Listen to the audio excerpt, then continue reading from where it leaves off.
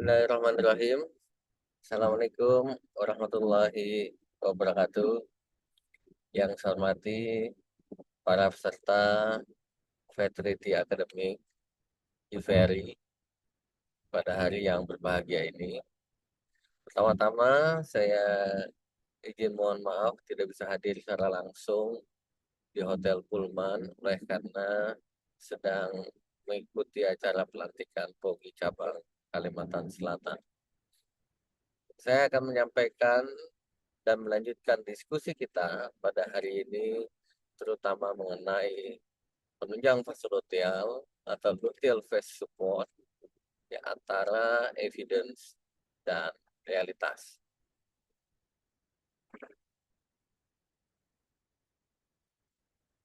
Ada tiga hal yang sangat penting dalam diskusi kita pada hari ini, yaitu bagaimana insufisiensi fase luteal bisa terjadi. Kemudian yang kedua adalah kapan pemberian penunjang fase luteal. Dan yang terakhir adalah apa jenis penunjang fase luteal dan berapa lama penunjang fase luteal bisa kita berikan pada kasus-kasus insufisiensi fase luteal. Pertama, kita akan berbicara sedikit mengenai reseptivitas endometrium. Kita tahu bahwa embrio hanya akan berimplantasi di endometrium bila terjadi komunikasi yang baik antara embrio dengan endometrium. Aposisi, adesi, dan invasi adalah tiga proses yang sangat penting pada saat embrio akan terimplantasi di dalam endometrium. Window of implantation atau jendela implantasi adalah waktu yang sangat krusial yang akan memfasilitasi terimplantasinya embrio pada endometrium dan rentangnya sangat sempit, hanya sekitar 3 sampai 6 hari saja atau kurang lebih 1 minggu sebelum menstruasi terakhir yang sering kita sebut sebagai fase luteal median. Reseptivitas endometrium sangat dipengaruhi oleh proses luteinisasi endometrium yang ditentukan oleh sekresi hormon progesteron dari corpus luteum pada saat fase luteal ya saat terjadinya ovulasi. Kita bisa melihat 4 step yang sangat penting terjadinya transformasi endometrium. Nomor 1 adalah luteinisasi sel granulosa ya yang akan menyebabkan pembentukan atau persiapan granulosa sel menjadi large cell, kemudian menjadi corpus luteum, sekresi progesteron, dan kemudian terjadilah luteinisasi endometrium yang menyebabkan transformasi endometrium dari fase proliferasi menjadi fase luteal yang selanjutnya akan membuka jendela implantasi.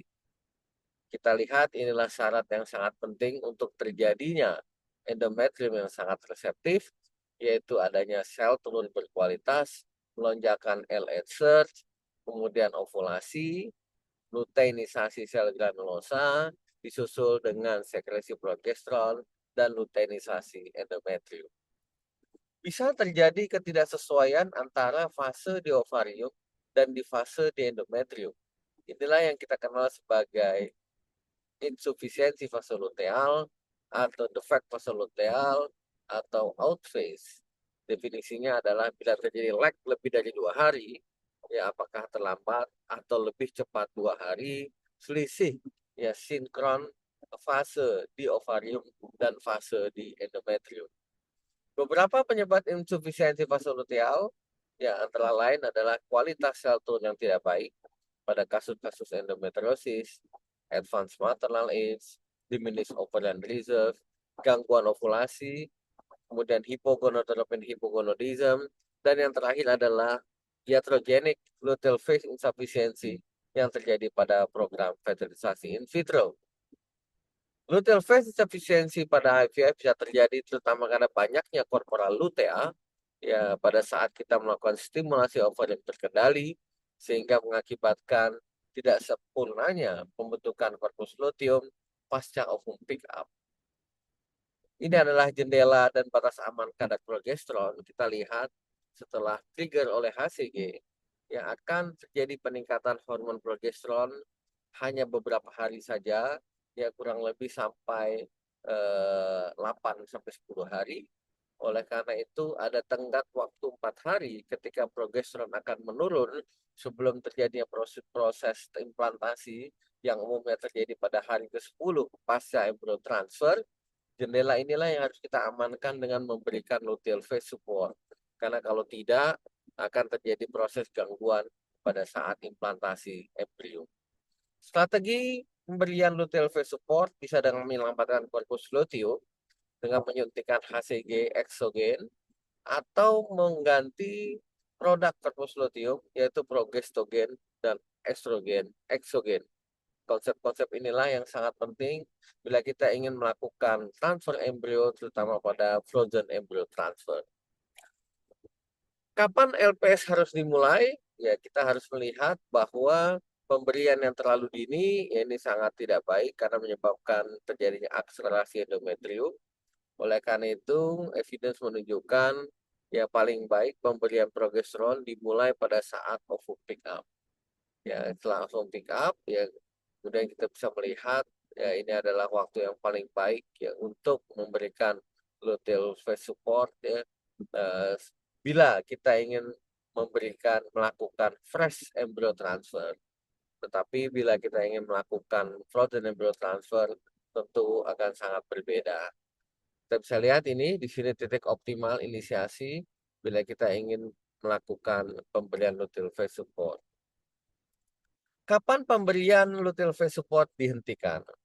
Secara fisiologis, ya pemberian vasoluteal akan aman diberikan bila sudah terjadi luteal placenta shifting sekitar minggu ke-8, minggu ke-9 ketika sudah terbentuk plasenta yang akan mengambil alih fungsi corpus luteum graviditatis. Tetapi evidence juga menunjukkan bahwa sebenarnya luteal phase support aman dihentikan setelah tes HCG pertama positif. Karena setelah tes HCG pertama positif, HCG yang akan mempertahankan corpus luteum graviditatis selama kurang lebih 98 sampai 9 minggu sehingga seharusnya aman bagi kehamilan yang sedang berjalan. Pemberian luteal phase support juga sangat tergantung dari jenis trigger yang kita berikan.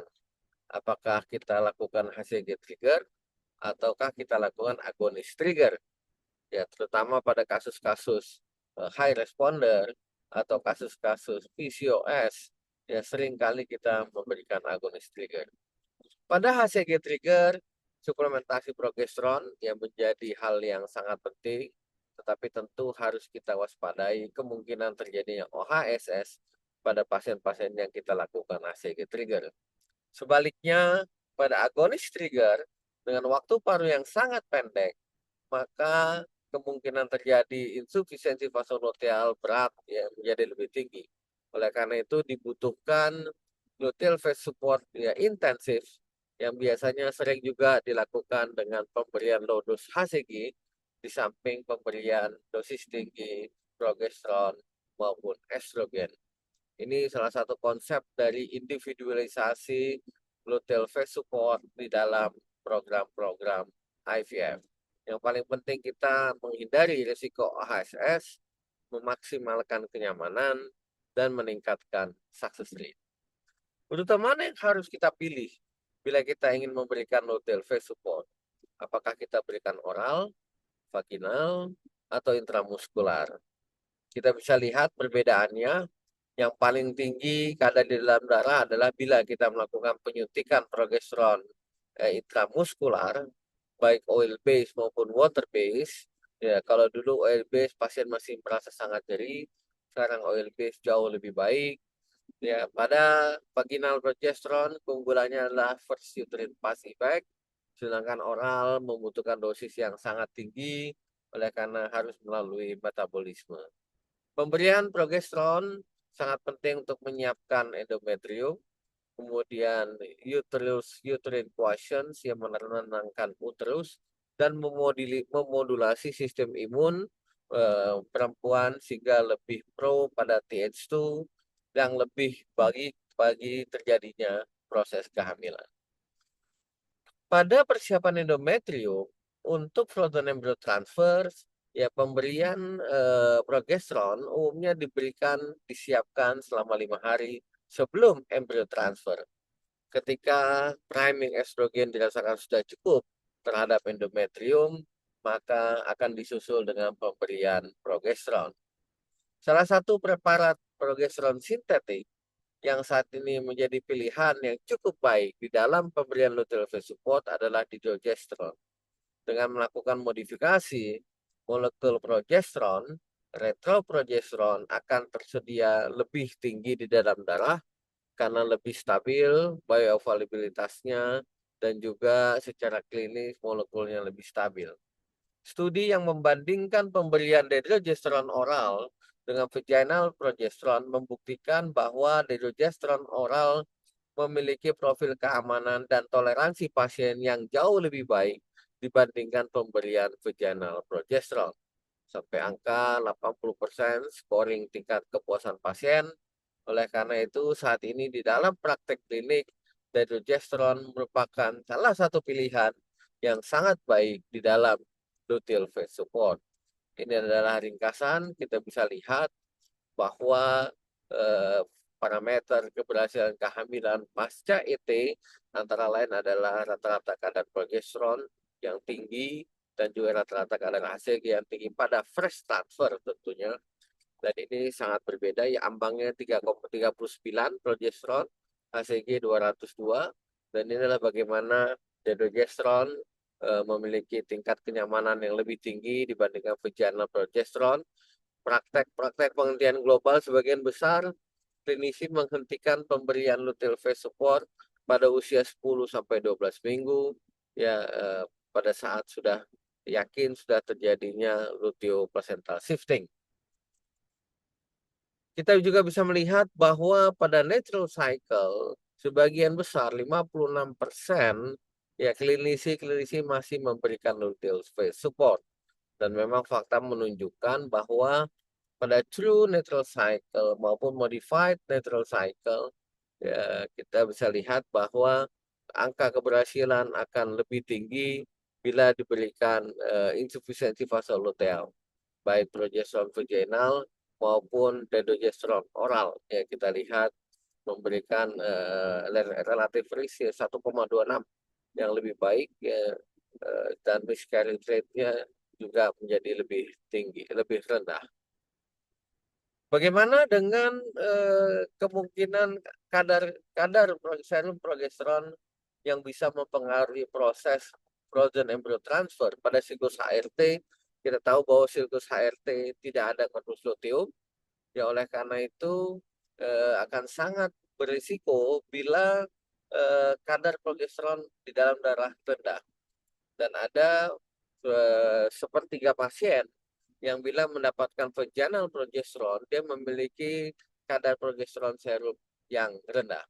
Studi ini membandingkan bagaimana kombinasi dydrogesterone dengan vaginal progesteron dibandingkan vaginal progesteron saja pada siklus HRT frozen embryo transfer. Kita bisa lihat ya oral dydrogesterone 3 kali 10, vaginal progesteron 2 kali 400. Ya kombinasi ini nanti akan dinilai dibandingkan dengan monoterapi, yaitu vaginal progesteron saja 2 kali 400. Studi dilakukan pada 111 subjek.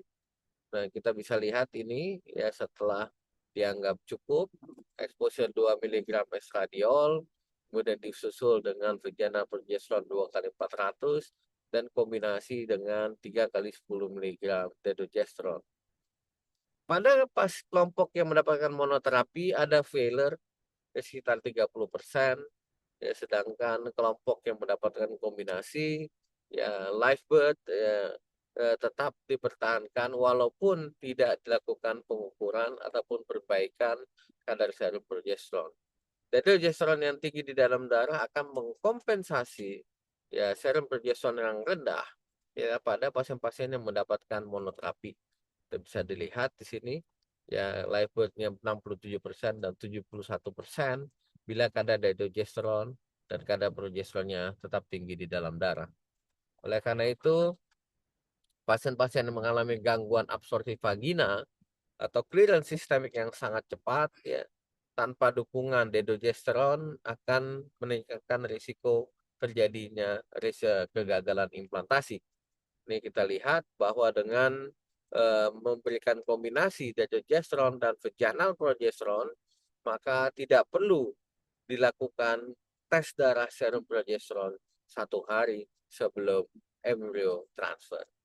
Kemudian bagaimana dengan kasus adenomyosis dan endometriosis? Ya, adenomyosis maupun endometriosis umumnya terjadi karena resistensi progesteron.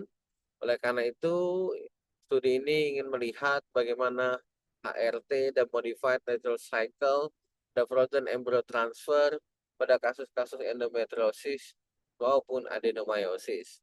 Ya ini ya AMH-nya jelas menurun dibandingkan kontrol, kemudian BMI dan status merokoknya sama.